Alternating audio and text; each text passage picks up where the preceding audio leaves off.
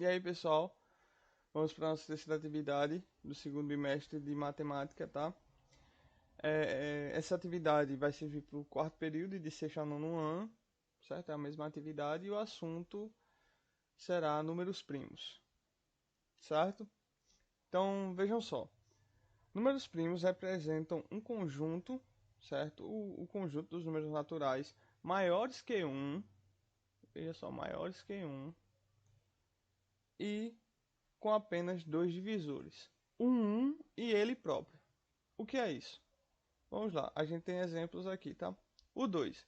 O 2 dá para dividir por 1, 2 dividido para 1 é 2, e dá para dividir pelo próprio 2, ou seja, por ele mesmo. 2 dividido para 2 é 1, tá? Então, ele é um número primo. Por quê? Porque não possui mais de dois divisores. Os divisores são quem? O 1 e ele próprio. E ele é o único número primo par, certo? Vamos lá. O 5. O 5 dá para dividir por 1 e por ele mesmo, certo? Você não vai conseguir dividir o 5 por outro número, certo? Porque para ele ser um número primo, tem que estar dentro dos números do conjunto de números naturais. Dá para dividir o 5 por 2? Dá, vai dar 2,5. Porém, esse 2,5 não se encaixa no conjunto dos números naturais, certo? Ele já se encaixa em outro conjunto numérico que a gente vai estudar depois.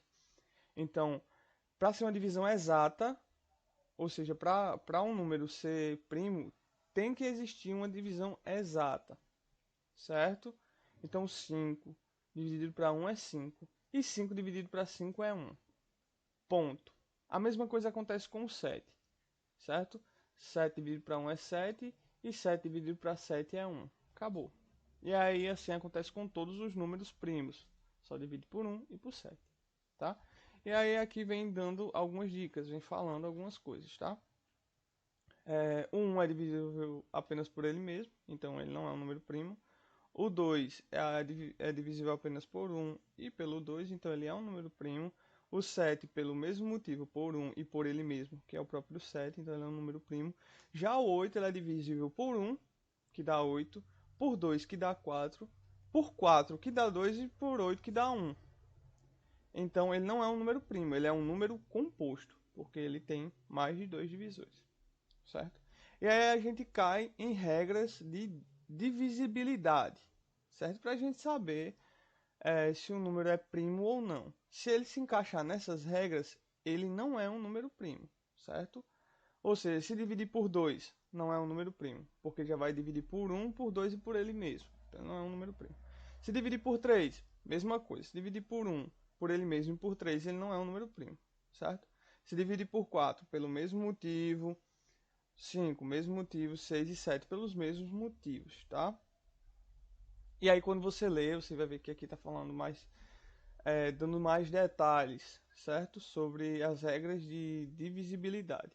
Mas eu não vou entrar nisso aqui agora, porque tô só passando vamos falar assim, um pente, certo? Nessa atividade, certo? Explicando o mais rápido possível, o mais breve possível, tá?